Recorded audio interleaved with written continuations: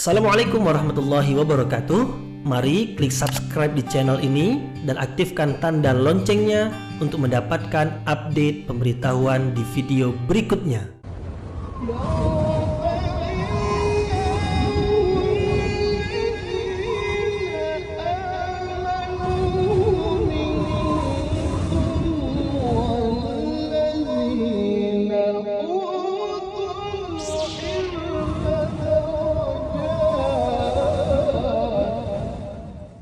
A'udzu billahi minasyaitonir rajim. Bismillahirrahmanirrahim. Assalamualaikum warahmatullahi wabarakatuh. Alhamdulillahirabbil alamin wa bihi nasta'inu ala umurid dunya waddin. Nasta'inuhu wa nastaghfiruh wa na'udzu billahi min shururi anfusina wa min sayyiati a'malina. فمن يهده الله فلا مضل له ومن يضلل فلا هادي له أشهد أن لا إله إلا الله وحده لا شريك له وأشهد أن محمدا عبده ورسوله لا نبي بعده أما بعد. Kita bersyukur kepada Allah Subhanahu wa taala yang masih melimpahkan rahmat dan nikmat-Nya. Kita bersyukur dengan mengucapkan Alhamdulillahirabbil alamin. Tidak lupa pula bersalawat kepada Rasulullah dengan mengucapkan Allahumma salli ala Sayyidina Muhammad wa ala ali Sayyidina Muhammad. Dan bersalam kepada Rasulullah dengan mengucapkan Assalamu alayka ya Rasulullah.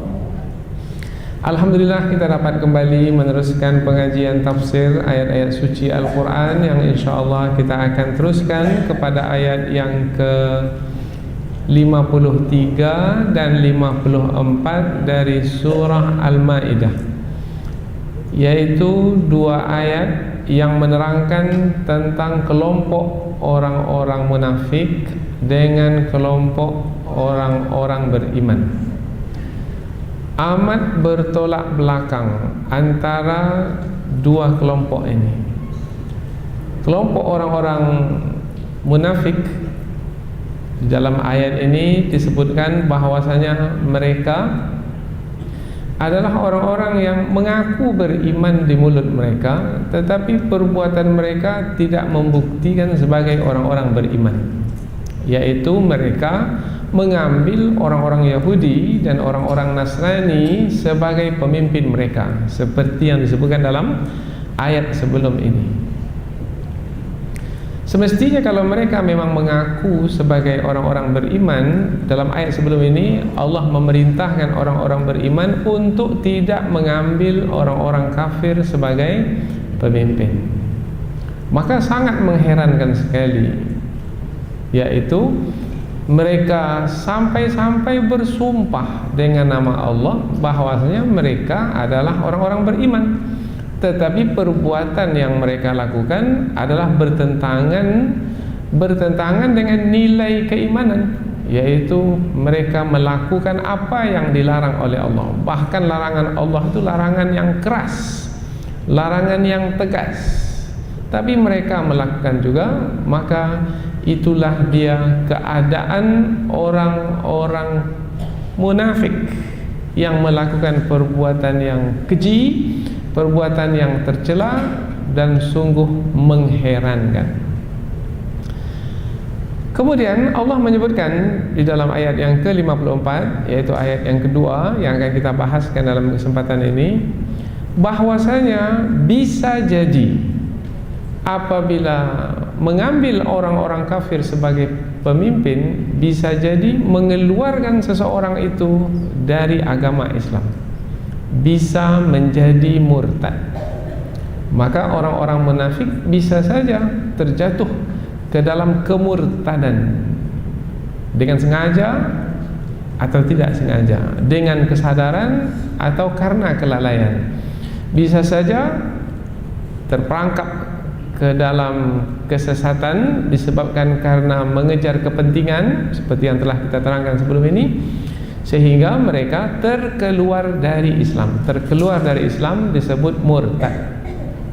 Murtad kembali ke dalam kekufuran. Dan dalam ayat sebelum ini disebutkan bahwasanya barang siapa yang mengambil orang-orang kafir sebagai pemimpin, maka dia adalah masuk ke dalam kelompok orang-orang kafir tersebut.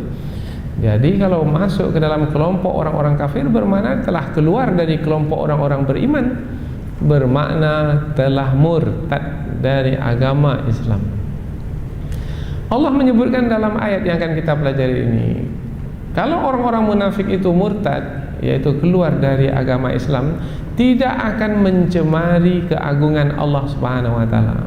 Artinya keburukan yang mereka lakukan itu tidak akan mendatangkan kemudaratan kepada Allah dan kepada agama Allah. Tidak. Apa sebab? Sebab Allah yang maha berkuasa akan mengganti mereka itu dengan kaum yang lain.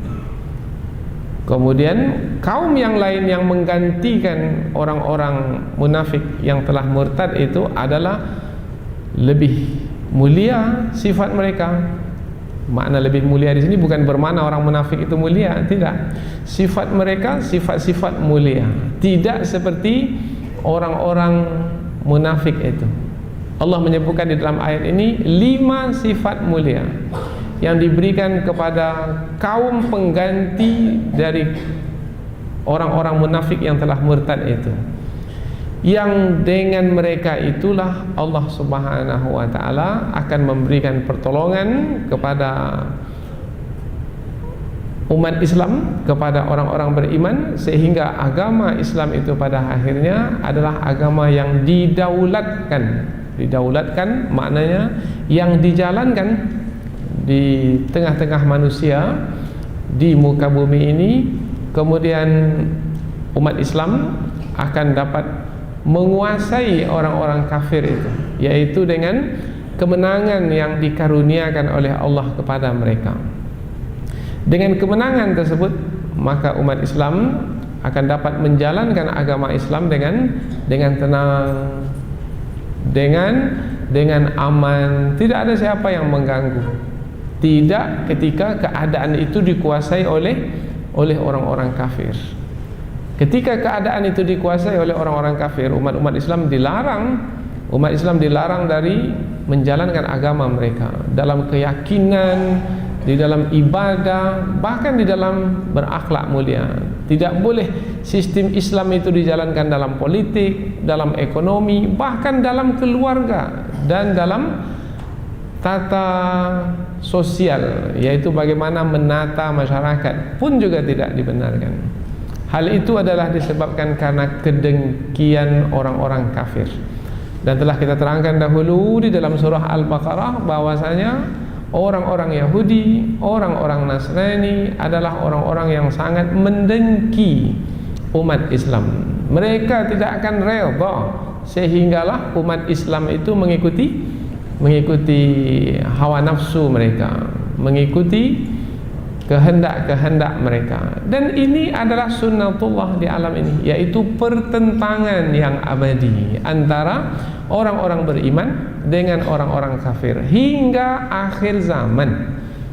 Jadi jangan fahami bahwasanya dunia ini akan tenang tanpa pertentangan. Tidak.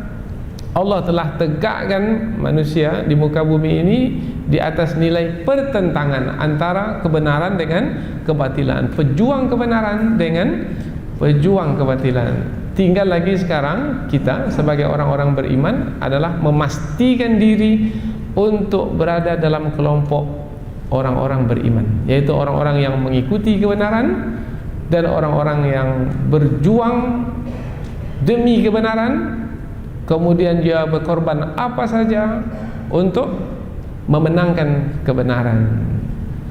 Kemudian apabila Allah takdirkan kita wafat dan menemuinya, kita wafat dalam keadaan husnul khatimah, bahkan kita berharap kita mati gugur sebagai syuhada.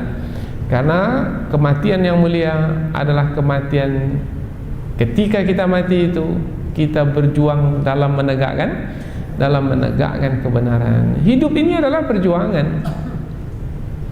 Kalau mau mulia hidup, berjuang.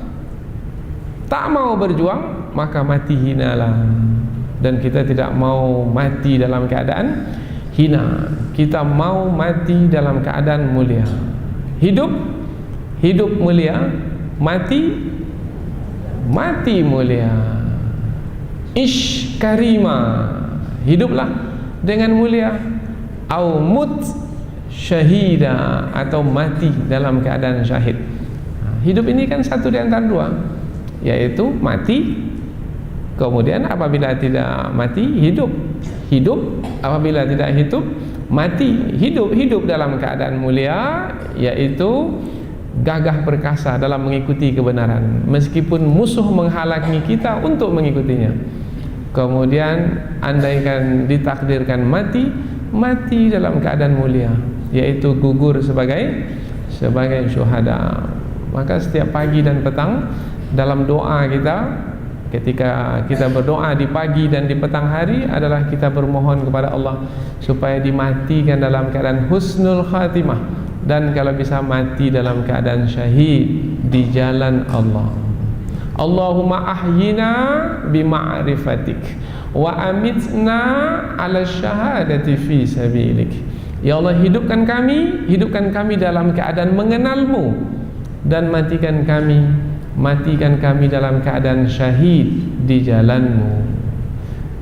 Dan syahid bukan hanya berjuang di medan perang saja, tetapi itu adalah juga yang dituntut pada hari ini, karena musuh sudah memulai peperangan, memerangi umat Islam, seperti di Afghanistan, di Irak, kemudian di Syria, kemudian sebelum ini di Palestina. Musuh sudah memukul genderang perang, maka diharamkan bagi umat Islam untuk berpangku tangan. Maka perangi orang-orang yang memerangimu. Namun ada di beberapa tempat di negeri umat Islam, suasana masih lagi belum sampai ke tahap perang melawan musuh, tetapi tidak ada jaminan tidak ada perang pada masa yang akan datang. Nah, apabila masih lagi belum sampai ke tahap perang, maka bisa juga kita gugur sebagai syuhada? Bisa. Umpamanya tetap terus berjuang mengikuti kebenaran, menegakkan kebenaran. Di antaranya adalah dengan menuntut ilmu. Karena dengan ilmu ini kita akan merubah sikap kita, merubah diri kita sebagai pribadi, merubah keluarga kita, merubah masyarakat kita. Dan ini adalah perjuangan, dan mudah-mudahan apabila dalam perjalanan ke majlis ilmu ini atau pulang dari majlis ilmu ini kemudian kita meninggal dunia, mudah-mudahan kita diwafatkan dalam keadaan mati syahid di jalan Allah. Nah, apabila Allah takdirkan kita adalah sebagai hamba-hamba yang dipilih oleh Allah untuk menggantikan kedudukan orang-orang munafik yang telah berkhianat di dalam menegakkan agama Allah, maka kita adalah orang-orang yang mendapat karunia dari sisi Allah. Dalam ayat ini, di penghujung ayat yang ke-54, Allah menyebut zalika fadlullah yu'tihi man yasha. Itu adalah karunia Allah yang diberikan kepada sesiapa yang dikehendakinya. Mudah-mudahan kita adalah termasuk ke dalam golongan orang-orang yang diberi oleh Allah dengan karunia yang istimewa dari sisinya. Inilah dia dua ayat yang akan kita pelajari dalam kesempatan ini. Dan apabila kita lihat ayat yang sebelumnya, maka nampak sekali kaitannya, karena ayat sebelum ini adalah menerangkan tentang larangan Allah kepada orang-orang beriman supaya jangan sekali-kali mengambil orang-orang Yahudi dan Nasrani sebagai pemimpin. Sekarang kita pindah ke tafsir ayat, yaitu penjelasan yang lebih panjang dari ayat, namun kita akan membacanya terlebih dahulu. Mudah-mudahan kita akan mendapatkan pahala dari setiap huruf yang kita baca. Kemudian setelah itu kita akan menerjemahkannya secara harfiah, kata per kata, sehingga kita lebih dekat lagi dengan ayat yang akan kita tafsirkan nanti.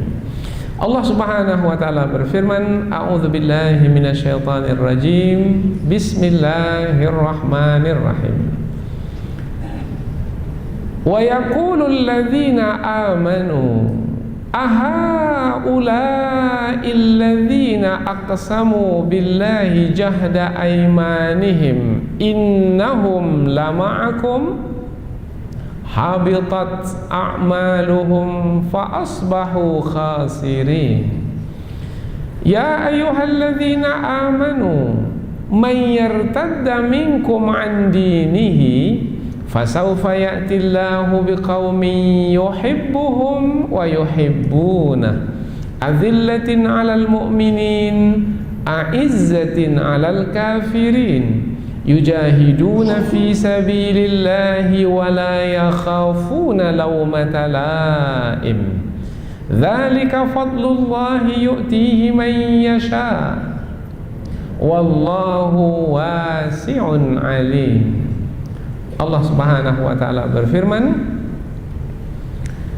wa yaqulul ladzina amanu, dan berkata orang-orang beriman, ahaula'il ladzina aqsamu billahi jahda aymanihim, apakah haula, mereka ini. Maka ada juga yang menerjemahkan dengan menyingkatnya, inikah orang-orang yang. Tapi sebenarnya kalau kita menerjemahkan secara harfiah, itu apakah, haula mereka ini. Mereka yang dimasukkan siapa? Orang-orang munafik. Jadi orang-orang beriman berkata tentang orang-orang munafik. Jadi ini adalah perkataan orang-orang beriman menanggapi orang-orang munafik. Karena sebelum ini orang-orang munafik berkata, kita ambil orang-orang Yahudi, orang-orang Nasrani sebagai pemimpin, sebab nampaknya umat Islam ini akan kalah ini, karena sudah banyak terbunuh dalam perang Badar. Maka kalau umat Islam itu kalah, kemudian yang menang adalah orang-orang kafir, maka kita akan dapat bencana. Maka supaya kita tidak dapat bencana, kita jalin hubungan dengan orang-orang kafir. Itu perkataan orang-orang munafik. Maka perkataan orang-orang munafik itu ditanggapi oleh orang-orang beriman. Ini perkataan orang-orang beriman. Jadi ayat ini adalah perkataan orang-orang beriman menanggapi perkataan orang-orang munafik yang keji itu, yang buruk itu, yaitu berburuk sangka kepada Allah Subhanahu wa taala. Apa perbuatan mereka yang berburuk sangka? Kononnya orang-orang beriman akan lemah, akan dapat dikalahkan, akan dikuasai oleh orang-orang kafir. Padahal apabila orang-orang beriman, orang-orang beriman apabila memang betul-betul beriman kepada Allah, tidak akan mungkin berbaik sangka, tidak akan mungkin berburuk sangka. Mereka akan berbaik sangka kepada Allah, bahwasanya Allah pasti akan menunaikan janjinya, yaitu kemenangan itu akan diberikan kepada orang-orang beriman. Tapi orang-orang munafik itu berburuk sangka kepada Allah. Di situ letak perbuatan mereka itu perbuatan yang keji, perkataan mereka itu perkataan yang keji karena berburuk sangka kepada Allah. Baik, kita ulang terjemahan ayat. Dan berkata orang-orang beriman menanggapi perkataan orang-orang munafik, apakah mereka ini, yaitu orang-orang yang bersumpah dengan nama Allah dengan sesungguh-sungguh sumpah mereka, bahwasanya mereka mengatakan bahwasanya mereka itu adalah bersamamu. Apakah mereka itu orang-orang yang bersumpah dengan nama Allah dengan sesungguh-sungguh sumpah mereka, sesungguhnya mereka itu adalah bersamamu? Nah, ini ayat ini bentuk pertanyaan, yaitu nanti kita akan terangkan dalam tafsir, yaitu adalah tidak bisa diterima oleh akal perkataan orang-orang munafik yang bersumpah dengan menyebut nama Allah, bahwasanya mereka itu adalah bersama orang-orang beriman, tetapi mengambil orang-orang kafir menjadi pemimpin mereka. Nah, bisa diterima? Mana bisa diterima? Itu bertolak belakang. Apa yang dikatakan itu, apa yang dikatakan dalam sumpah itu dengan apa yang mereka lakukan, yaitu mengambil orang-orang kafir sebagai pemimpin. Ini kita ulang berkali-kali supaya pemahaman kita kepada ayat ini lebih mantap. Habitat a'maluhum, maka rusaklah, sia-sialah amal-amal mereka, perbuatan mereka. Fa asbahu khasirin, lalu mereka itu menjadi orang-orang yang merugi, tidak mendapatkan apa-apa kebaikan, apa-apa manfaat dari perbuatan yang mereka lakukan itu. Ayat berikutnya, ya ayyuhalladzina amanu, wahai orang-orang beriman, may yartadda minkum an dinihi, barang siapa di antara kamu yang murtad dari agamanya, keluar dari agamanya, fasaufa, maka akan ya'tillah, Allah mendatangkan, maka Allah akan mendatangkan biqaumin, mendatangkan suatu kaum, yuhibbuhum, Allah mencintai mereka, wa yuhibbunah, dan mereka pula mencintainya, mencintai Allah. Itu sifat pertama dari kaum yang akan menggantikan orang-orang munafik itu. Sifat yang kedua, azillatin alal mu'minin, mereka itu berlaku lemah lembut terhadap orang-orang beriman. Sifat yang ketiga, a'izzatin alal kafirin, berlaku tegas, keras terhadap orang-orang kafir. Sifat yang keempat, yujahiduna fi sabilillah, mereka itu berjihad di jalan Allah. Sifat yang kelima, wala yakhafuna laumata laim, dan mereka tidak takut kepada celaan orang yang suka mencela. Ini 5 sifat kaum yang menggantikan orang-orang munafik. Dzalika fadlullah, itulah dia karunia Allah, yu'tihi may yasha, Allah berikan kepada siapa yang dia kehendaki. Wallahu wasi'un alim, dan Allah maha luas lagi maha mengetahui. Kita ulang sekali lagi terjemahan ayat, kemudian kita berikan tafsir ringkas. Setelah itu kita pindah ke tafsir yang lebih terperinci. Dan orang-orang beriman berkata, apakah mereka ini orang-orang yang bersumpah dengan menyebut nama Allah, dengan sesungguh-sungguh sumpah mereka, sesungguhnya mereka itu sungguh bersamamu? Ini perkataan orang beriman sesama orang beriman. Jadi orang-orang beriman mengatakan kepada orang beriman tentang orang-orang munafik, menanggapi perkataan orang munafik. Jadi apa kata orang beriman kepada orang beriman? Apakah mereka ini orang-orang yang bersumpah dengan nama Allah, dengan sesungguh-sungguh sumpah mereka, bahwasanya mereka ini adalah bersama kamu, wahai orang-orang beriman? Tak bisa diterima lah. Bersumpah dengan nama Allah bahwasanya mereka bersamamu, wahai orang beriman, tapi perbuatan mereka mengambil orang-orang kafir sebagai pemimpin. Tak bisa diterima. Bohong mereka itu. Sumpah mereka itu sumpah palsu itu. Begitulah kira-kira yang ingin disampaikan oleh ayat ini. Habitat a'maluhum, bagaimana akibatnya? Maka rusak binasalah perbuatan mereka, perbuatan orang-orang munafik itu. Fa asbahu khasirin, lalu mereka itu menjadi orang-orang yang merugi. Wahai orang-orang beriman, barang siapa di antara kamu yang murtad dari agamanya, yaitu keluar dari agama Islam, maka Allah akan mendatangkan satu kaum yang mana Allah mencintai mereka dan mereka pun mencintai Allah. mereka itu berlaku lemah lembut terhadap orang-orang beriman dan berlaku keras terhadap orang-orang kafir. Mereka itu berjihad di jalan Allah dan mereka tidak takut kepada celaan orang-orang yang mencela. Itulah karunia Allah yang diberikan kepada siapa yang dikehendakinya, dan Allah Maha Luas lagi Maha Mengetahui.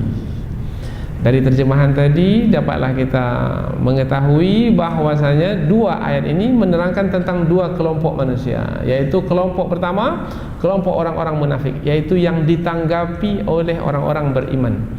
Kelompok yang kedua adalah kelompok orang-orang beriman yang menanggapi perkataan dan perbuatan orang-orang munafik.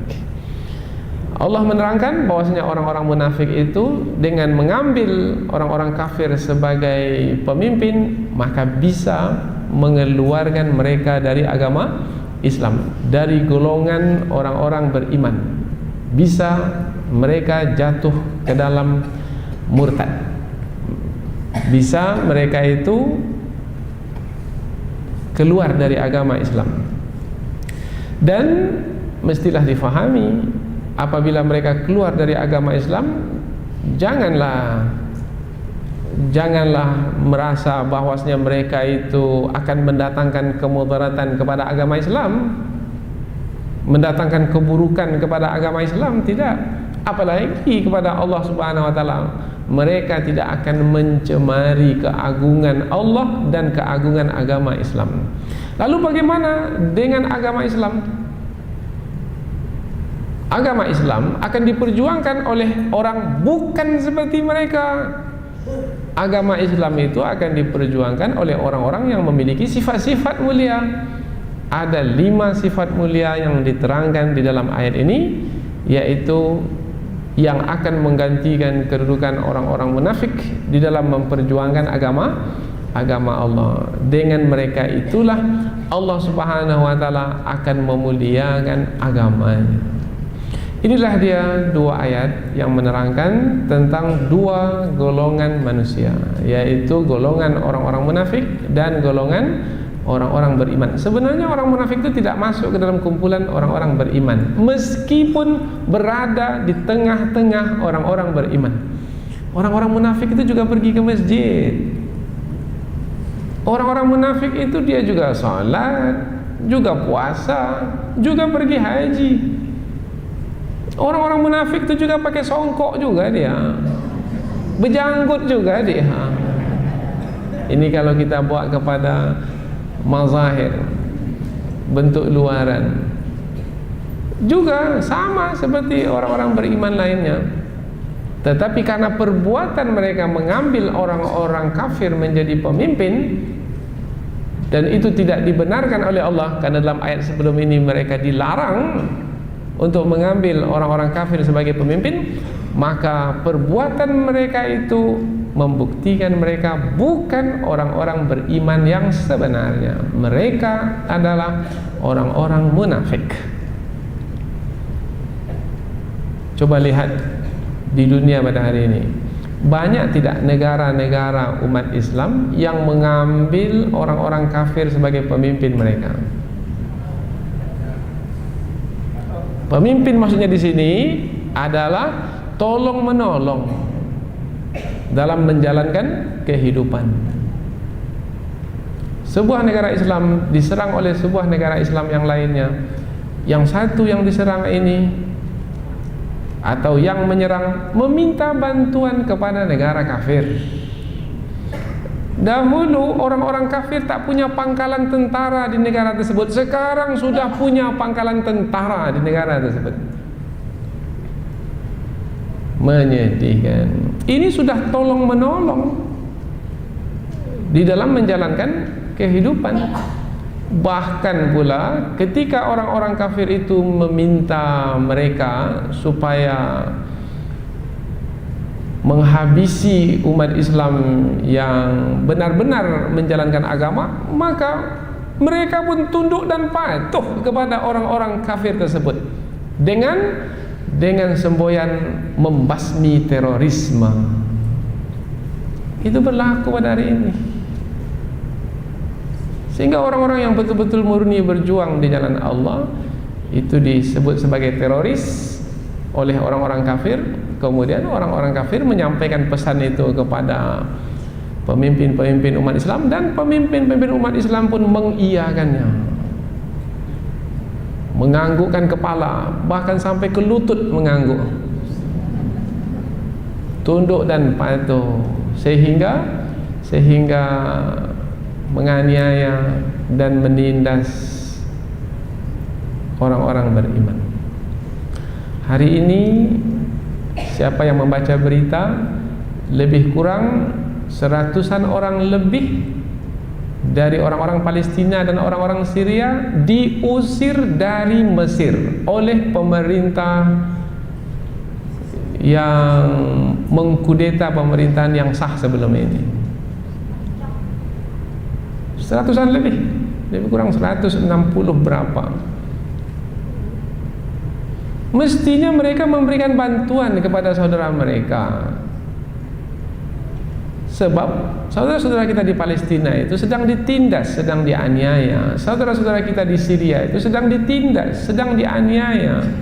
Mereka ingin mendapatkan pertolongan dari saudara-saudaranya di Mesir, malah diusir. Dan ini terjadi.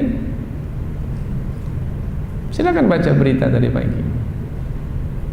Dan ketika kita membaca berita demi berita, membuktikan bahwasanya memang banyak dari kalangan negeri-negeri umat Islam pada hari ini telah menjadikan orang-orang kafir sebagai pemimpin mereka. Mudah-mudahan dengan ayat yang dipelajari ini bisa membuka mata mereka, sehingga melihat yang benar itu benar, yang salah itu salah.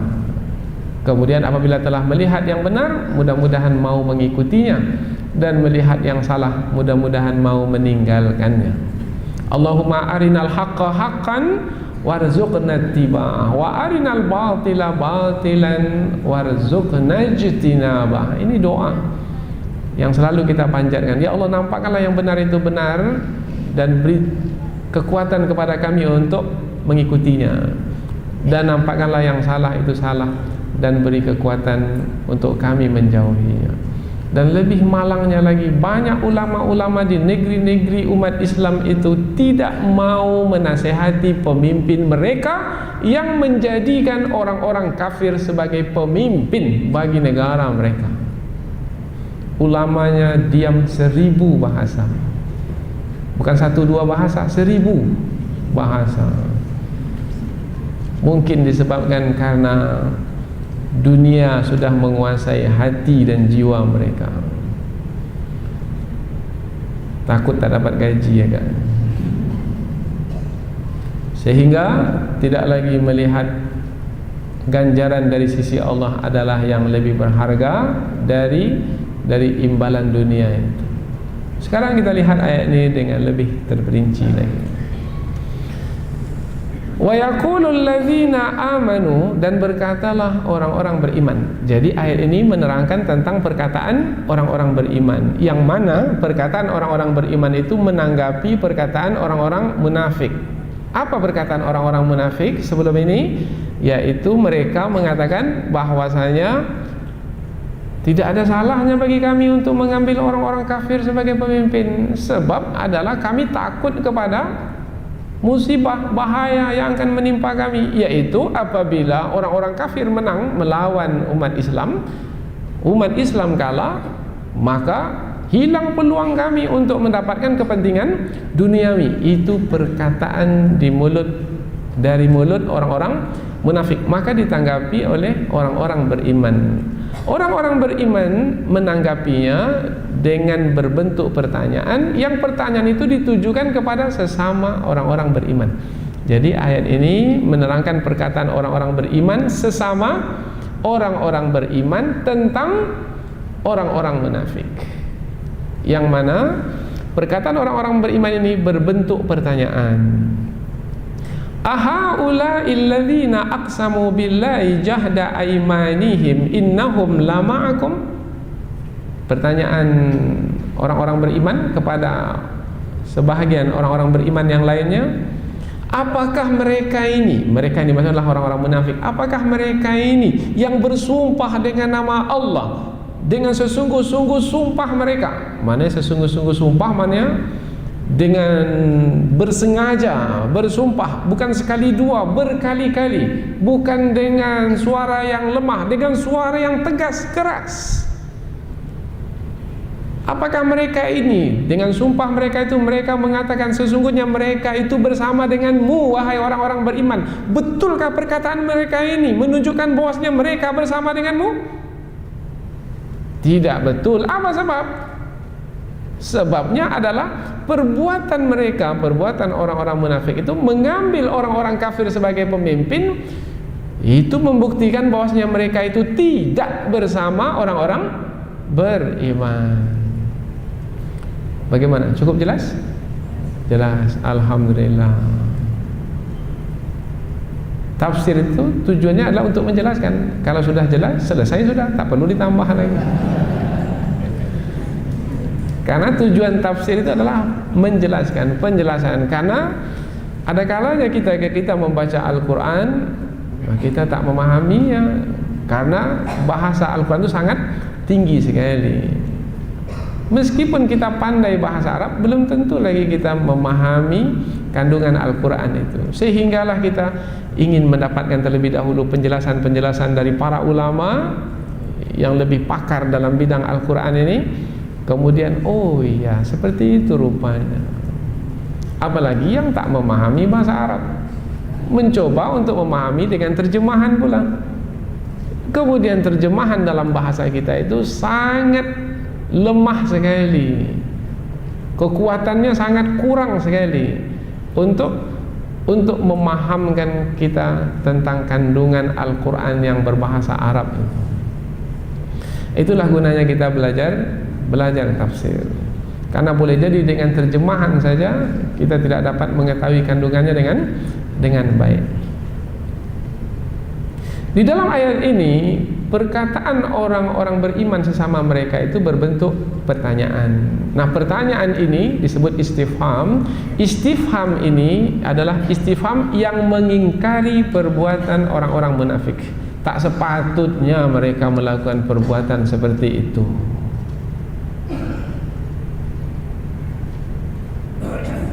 Tidak sepatutnya. Karena perbuatan mereka yang seperti itu bertentangan dengan perkataan yang mereka katakan. Bahkan mereka mengatakan perkataan dengan sumpah pula, dengan menyebut nama Allah, dengan bersungguh-sungguh pula bersumpah.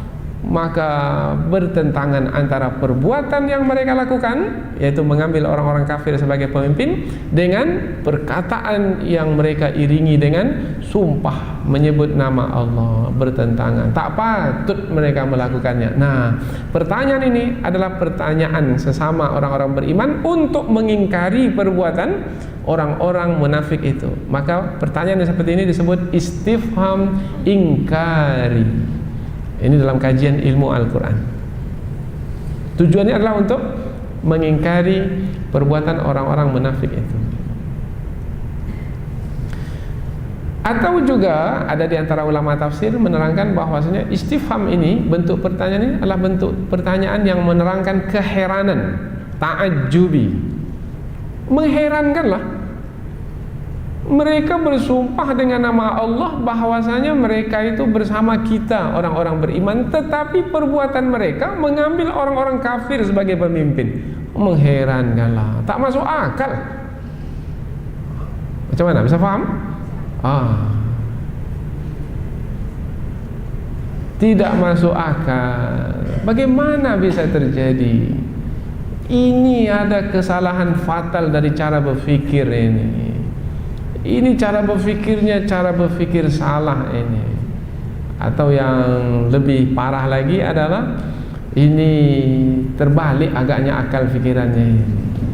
Tak lurus akal fikirannya ini, sehingga tidak melakukan perkara yang benar. Lain di mulut, lain pula yang dilakukan. Mestinya apa yang dikatakan itu yang dibuat. Lain buat, lain pula cakap, atau lain cakap, lain buat, itu namanya munafik.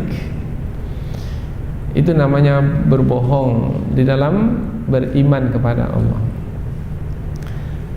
Lalu diterangkan di penghujung ayat bahwasanya perbuatan orang-orang munafik itu perbuatan yang sia-sia. Habitat a'maluhum. Habitat ini maknanya sia-sia, terhapus, tidak ada kebaikannya, rusak, binasa, tak ada manfaatnya sama sekali. Sudah diterangkan sebelum ini apa manfaatnya. Kalau mereka ingin mendapatkan kepentingan duniawi, itu pun juga tak akan dapat. Apa sebab? Sebab Allah akan memberikan kemenangan kepada orang-orang beriman. Maka nanti mereka akan gigit jari. Di dunia ini akan gigit jari. Kemudian nanti di akhirat mereka pun akan disiksa oleh Allah Subhanahu wa taala. Ini sudah disebutkan dalam ayat yang sebelum ini. Akhirnya mereka menyesal. Menyesal kemudian tidak ada gunanya. Ini sudah kita terangkan sebelum ini. Kemudian ayat yang berikutnya pula Allah menyeru orang-orang beriman. Ya ayyuhalladzina amanu, wahai orang-orang beriman. Sekali lagi, sebelum ini Allah menyeru orang-orang beriman. Ya ayyuhalladzina amanu, la tattakhidul yahuda wan nasara awliya. Wahai orang-orang beriman, jangan kamu menjadikan orang-orang Yahudi dan Nasrani sebagai pemimpin-pemimpin. Sekarang ini pula, wahai orang-orang beriman. Sekali lagi. Tetapi dalam ayat ini kewajiban yang diterangkan adalah wahai orang-orang beriman, kalau memang ya kamu adalah orang-orang beriman, maka buktikanlah keimananmu dengan jangan sekali-kali murtad dari agama Islam. Artinya jauhi perbuatan yang bisa membawa kepada murtad. Di antara perbuatan yang bisa membawa kepada murtad adalah mengambil pemimpin-pemimpin dari kalangan orang yang bukan beragama Islam. Itu bisa membawa kepada murtad. Pemimpin ya, pemimpin. Ini mesti dipahami ya. Orang-orang yang bukan Islam itu ada 3 golongannya. Orang-orang yang bukan Islam.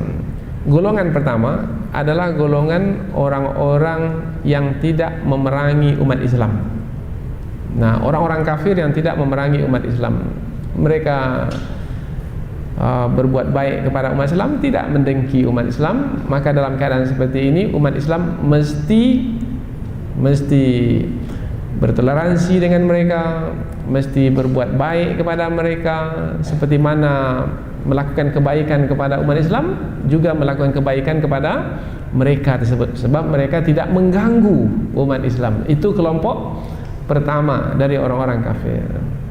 Pergaulan diperbolehkan.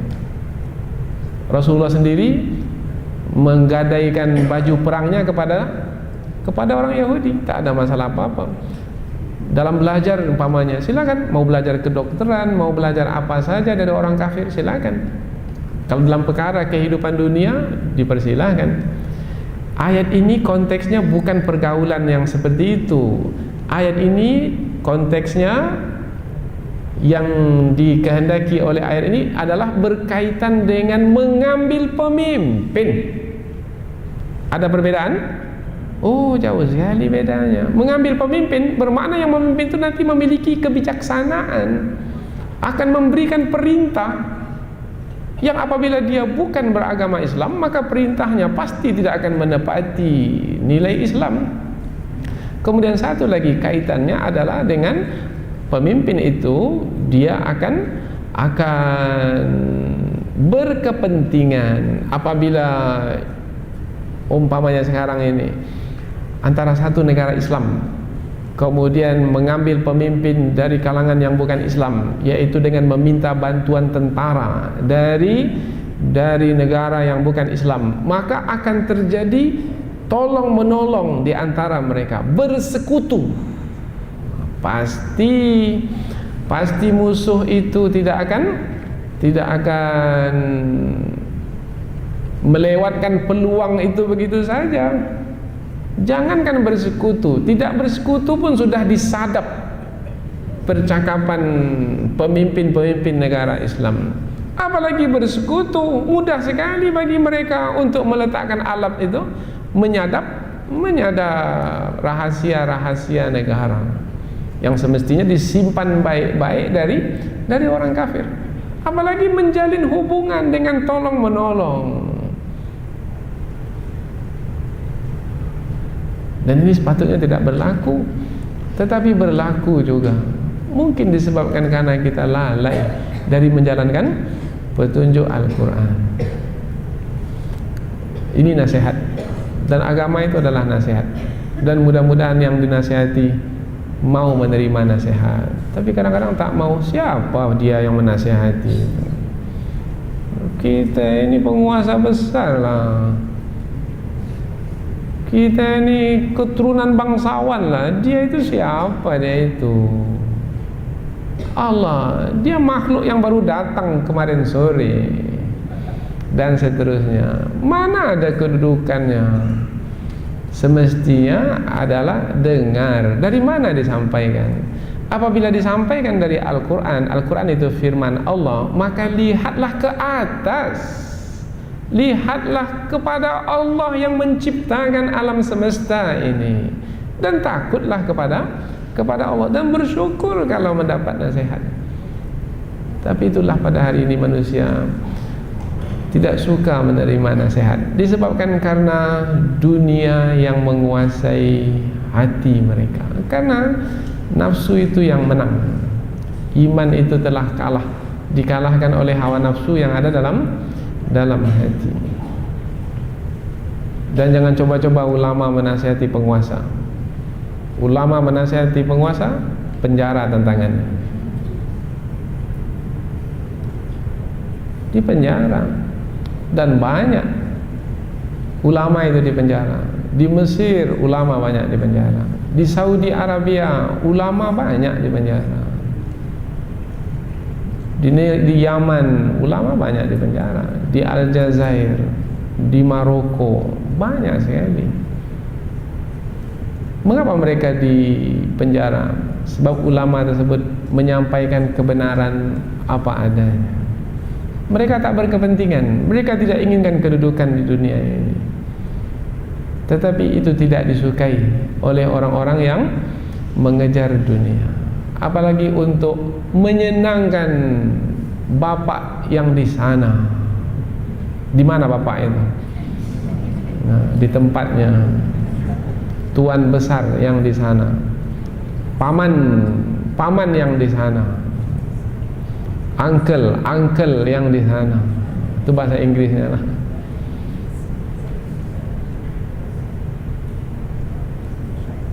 Ya ayyuhalladzina amanu, wahai orang-orang yang beriman, buktikan keimananmu, yaitu dengan menjauhkan diri dari perbuatan yang bisa membawa kepada murtad. Dan barang siapa mayyartadda minkum an dinihi, barang siapa yang murtad di antara kamu dari agamanya, fasaufa ya'tillahu biqaum, Allah pasti akan mendatangkan satu kaum yang akan menggantikan orang-orang yang murtad itu. Yang mana kaum tersebut? Yuhibbuhum wa yuhibbuna. Allah mencintai mereka dan mereka pun mencintai Allah. Dalam ayat ini disebut Allah mencintai mereka lebih dahulu, baru mereka mencintai Allah. Maknanya adalah Allah mencintai mereka. Dengan cinta Allah kepada mereka, maka Allah pun membantu mereka, menolong mereka, sehingga mereka pun mencintai Allah Subhanahu wa ta'ala. Kita tanpa pertolongan Allah, susah kita untuk mencintai Allah. Kita ini dapat mencintai Allah karena pertolongan Allah. Allah tolong kita, lembut saja hati kita umpamanya datang ke masjid ini karena pertolongan Allah. Kemudian dengan datang ke masjid ini, senang saja hati kita mendengarkan firman-firman Allah karena pertolongan Allah. Karena Allah mencintai kita, Allah beri kekuatan kepada kita, diringankan langkah, kemudian dilembutkan hati, diberikan pula kefahaman pemikiran ketika kita memahami firman-firman Allah ini. Akhirnya dengan memahami firman Allah ini, kita pun mencintai Allah. Jadi mengapa Allah mulai dengan Allah mencintai mereka? Sebab dengan cinta Allah kepada mereka lah, maka mereka pun mencintai Allah Subhanahu wa ta'ala. Maka kita minta kepada Allah, ya Allah berikanlah cintamu kepada hamba, yang dengan cintamu itu pula hamba akan mencintaimu ya Allah. Ini doa orang-orang yang memahami perkara ini. Yuhibbuhum, Allah mencintai mereka, wa yuhibbunah, dan mereka mencintai Allah. Kalau sudah mencintai, akan berkorban untuk yang dicintai. Allah akan memberikan apa saja untuk hamba-hamba yang dicintainya, dan hamba-hamba itu pula untuk mengorbankan apa saja untuk Allah yang sangat dicintai. Bagaimana? Sudah berkorban untuk agama Allah? Kalau sudah, bermakna betul telah mencintai Allah. Paling tidak istirahat kita malam hari ini sudah kita korbankan. Ramai di antara kita ini tak mau datang mengikuti majelis ilmu ini karena ingin beristirahat. Tadi siang sudah penat bekerja, malam ini mau beristirahat pula lah, tak mau berkorban. Bagaimana bisa menjadi orang-orang yang mencintai Allah tak mau berkorban?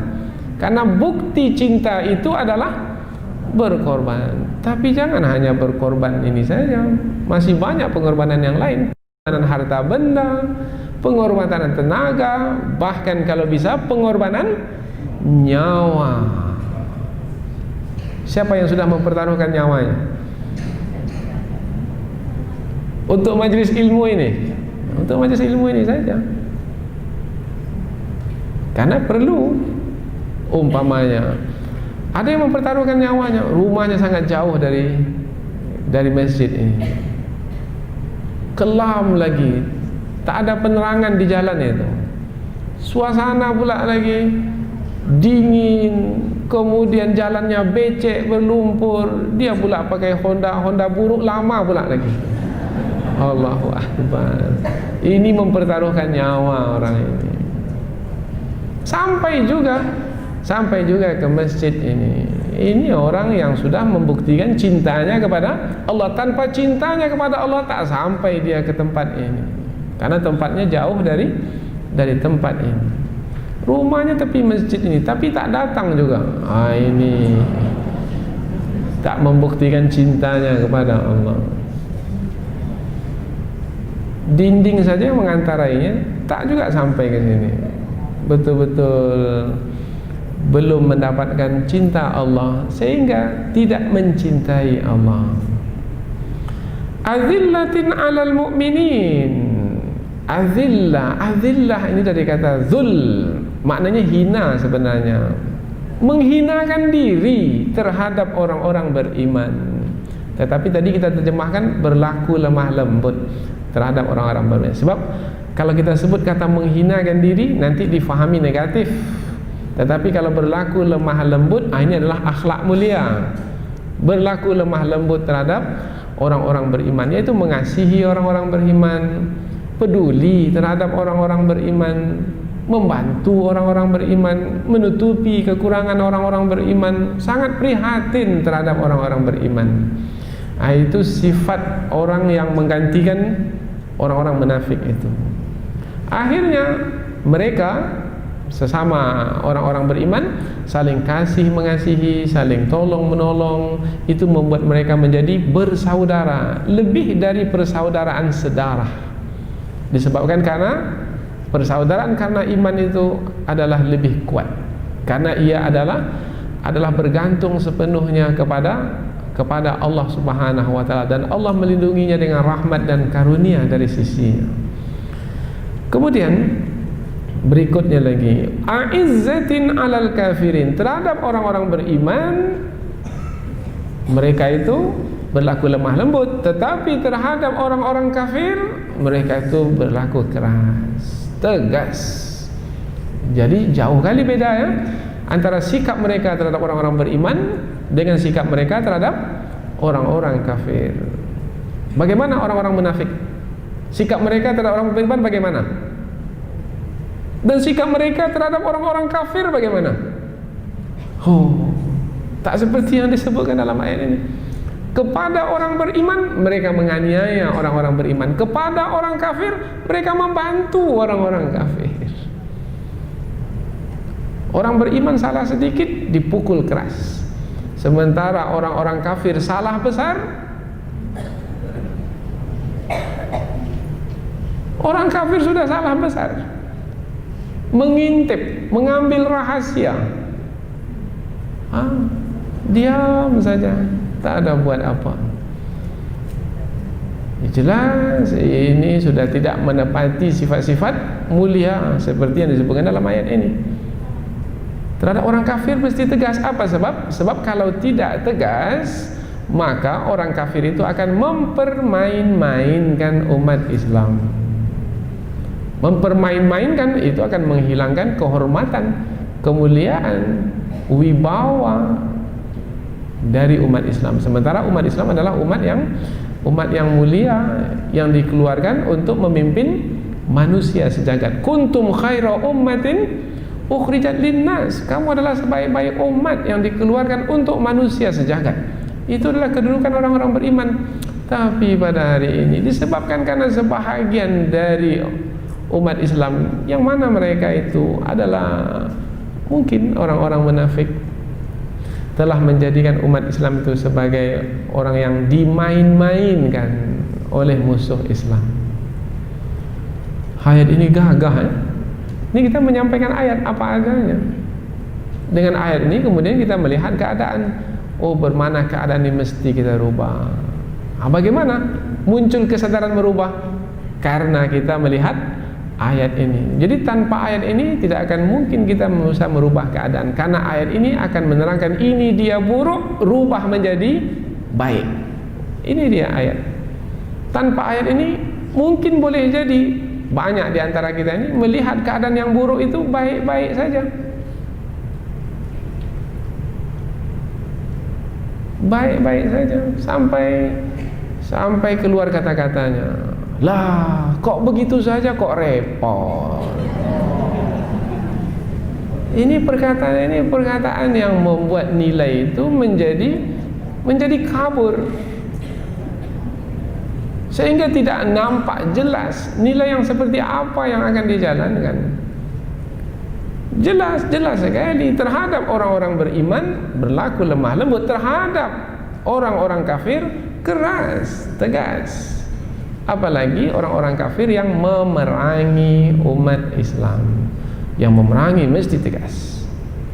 Bagaimana sekarang orang-orang kafir yang memerangi umat Islam disebut? Mana negara yang memerangi umat Islam? Mesti tegas. Ketegasan itulah yang membuktikan kita sebagai orang-orang beriman. Takut? Ayat berikutnya, la yujahiduna fi sabilillah wa la yakhafuna lawmata laim. Sifat yang keempat dan kelima, mereka itu berjihad di jalan Allah. Berjihad maknanya berjuang sungguh-sungguh di jalan Allah. Di jalan Allah, bukan untuk menyampaikan kehendak hawa nafsu, tidak, untuk mendapatkan redha Allah. Mereka berjihad dengan harta benda mereka, dengan mempertaruhkan nyawa mereka. Meskipun mereka mati sekalipun, mereka bersedia untuk mati kalau memperjuangkan agama Allah. Karena itulah dia jalan Allah yang mulia untuk ditempuh. Kemudian kalau ada orang yang mencela, tidak takut kepada celaan orang yang mencela. Wala yakhafuna laumata laim, dan tidak takut kepada celaan orang-orang yang mencela. Jadi orang-orang beriman itu mesti mandiri. Jangan terikat oleh orang lain. Kalau terikat oleh orang lain takut. Tapi kalau mandiri, apa yang mau ditakutkan? Saya pecat kamu nanti. Kalau tak terikat, apa yang mau dipecat? Maka orang-orang beriman itu mesti mandiri, mesti berdiri di kaki sendiri, baru bermarwah, baru berharga, baru mulia. Tapi sekarang ini tak mau mandiri, maka susah akan mulia. Dzalika fadlullah, itulah dia karunia Allah. Ketika Allah menggunakan kata karunia, fadlun, kata fadlun dalam Al-Quran itu adalah pemberian yang paling tinggi. Sebelum ini sudah terangkan, pemberian Allah itu ada 4 tingkatannya. Pemberian namanya rahmat, Di atas rahmat, pemberian namanya nikmat.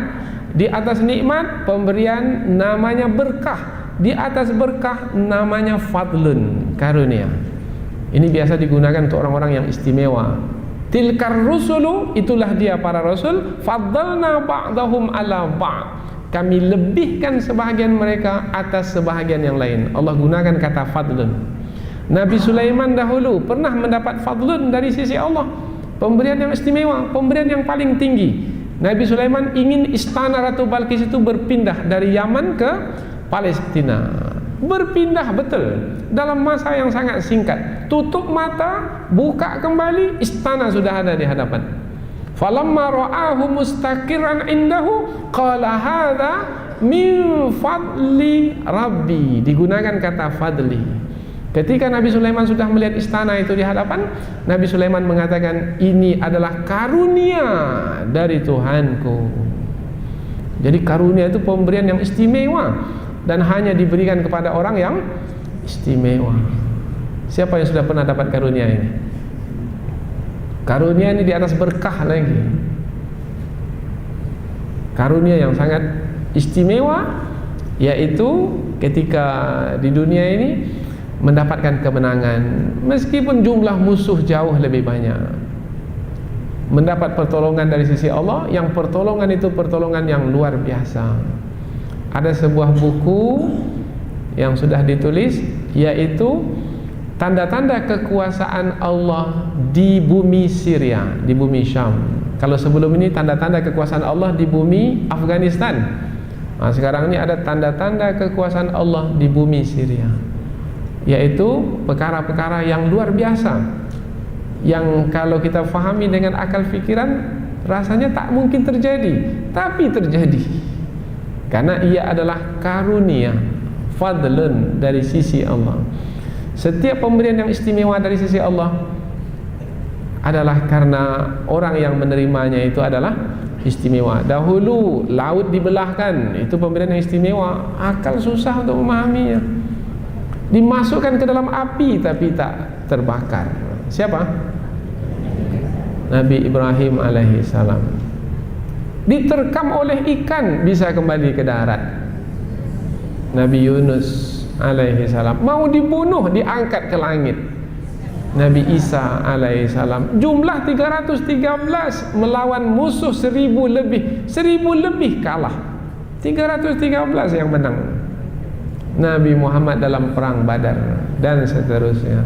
Ini adalah zalika fadlullah, itu adalah karunia Allah, yu'tihi man yasha, Allah berikan kepada siapa yang dikehendaki. Wallahu wasi'un alim, Allah maha luas pemberiannya, tidak terbatas.